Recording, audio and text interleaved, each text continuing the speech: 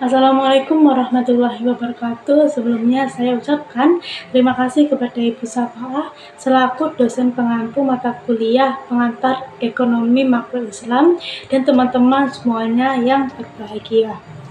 Video ini saya buat untuk memenuhi tugas akhir mata kuliah pengantar ekonomi makro Islam yang bertema ekspor dan impor. Nah, sebelumnya perkenalkan saya Risma Putri Wulandari dengan NIM 22522193, program studi akuntansi syariah 4C, Fakultas Ekonomi dan Bisnis Islam, Universitas Raden Mas Said Yogyakarta. Nah, langsung saja simak videonya. Di bumi yang kita tinggali ini tersebar banyak potensi masing-masing. Dapat kita lihat di Amerika Serikat dengan lahan pertanian yang melimpah, atau di negara Timur Tengah yang kaya akan minyak buminya. Banyak faktor yang menyebabkan hal ini, seperti letak geografis, kemudian kondisi ekonomi, kemudian sumber daya alam, dan juga sumber daya manusia yang dimilikinya. Faktor-faktor ini tidak hanya memberikan potensi, tetapi juga memberikan kekurangan-kekurangan yang menjadi masalah di setiap negaranya. Pernah nggak sih teman-teman itu membeli barang buatan luar negeri tetapi belinya di dalam negeri? Nah, hal ini merupakan konsep dari perdagangan internasional, yang mana perdagangan internasional itu memungkinkan barang buatan luar negeri dapat masuk ke wilayah tertentu. Contohnya nih, misalnya kita tuh ingin membeli barang atau kita membeli makanan deh. Nah kan makanan itu kan banyak banget yang dihasilkan dari produksi luar negeri, misalnya dari Amerika, China, atau negara lainnya, tetapi dipasarkan di Indonesia di minimarket misalnya. Nah, hal itu melewati yang namanya mekanisme perdagangan internasional.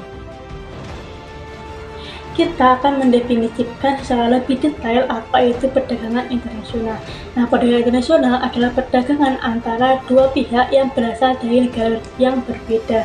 Nah, orang yang melakukan perdagangan itu bisa berupa individu, perusahaan, atau pemerintah. Dalam perdagangan internasional ini, kita akan membahas mengenai ekspor dan impor.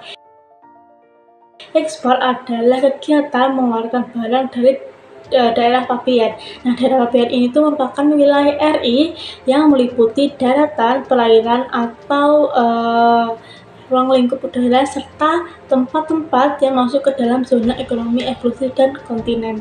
Nah, sedangkan impor adalah kegiatan membeli barang atau jasa dari luar negeri. Nah, menurut Undang-Undang Nomor 17 Tahun 2016 tentang kepabean, impor adalah kegiatan memasukkan barang dari luar ke dalam daerah pabean. Dengan ekspor, kita dapat menjual produk-produk yang melimpah dalam negeri. Sedangkan dengan impor, suatu negara itu dapat mendatangkan kebutuhan yang tidak terpenuhi dari negara lain.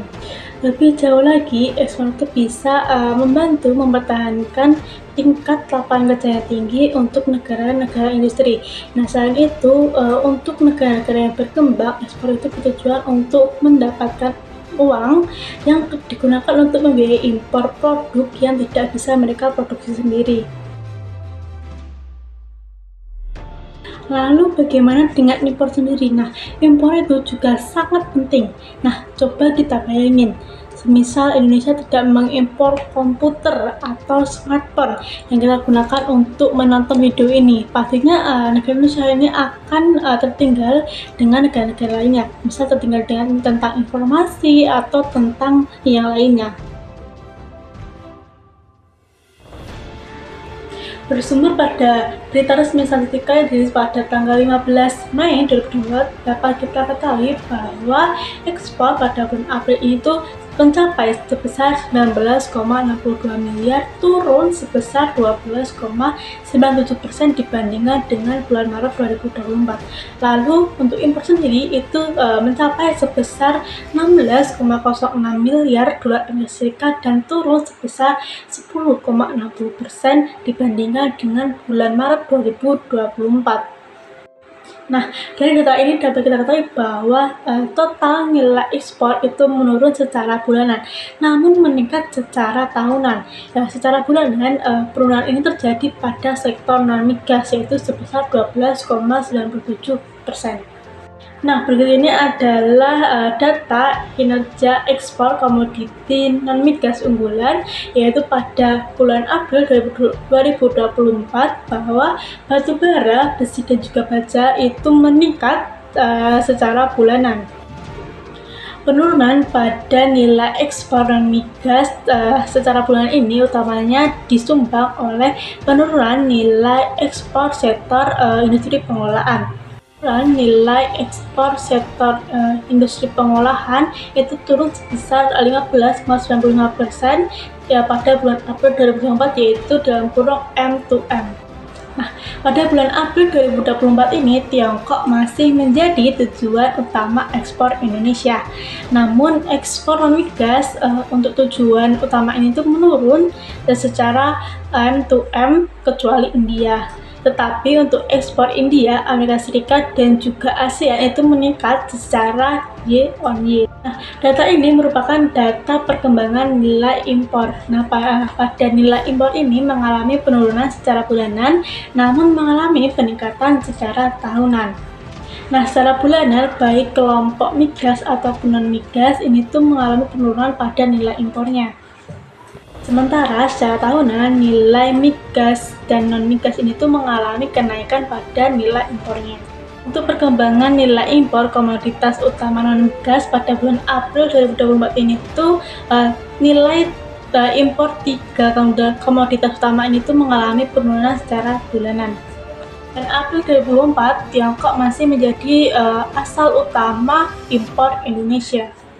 Impor non-migas dari Jepang dan Uni Eropa ini tuh mengalami penurunan pada M2M dan juga year-on-year. Terus kemudian untuk impor non-migas dari Tiongkok, ASEAN, dan negara lainnya itu mengalami penurunan pada M2M, namun mengalami peningkatan secara year-on-year. Kemudian untuk impor dari Australia itu mengalami peningkatan secara M2M dan juga year-on-year. Hingga nilai impor sepanjang bulan Januari sampai April 2024 ini tuh mengalami peningkatan sebesar 0,93% dibanding periode yang sama pada tahun lalu. Nah, andil utama dari peningkatan nilai impor ini tuh disumbang oleh kelompok barang konsumsi, yaitu sebesar 1,09%. Nah, dari data tersebut dapat kita ketahui bahwa neraca perdagangan Indonesia itu kembali surplus, yaitu memperpanjang catatan surplus selama 4 tahun beruntun. Yang mana surplus neraca perdagangan pada bulan April 2024 ini tuh lebih rendah dibandingkan dengan bulan lalu dan pada bulan yang sama tahun lalu.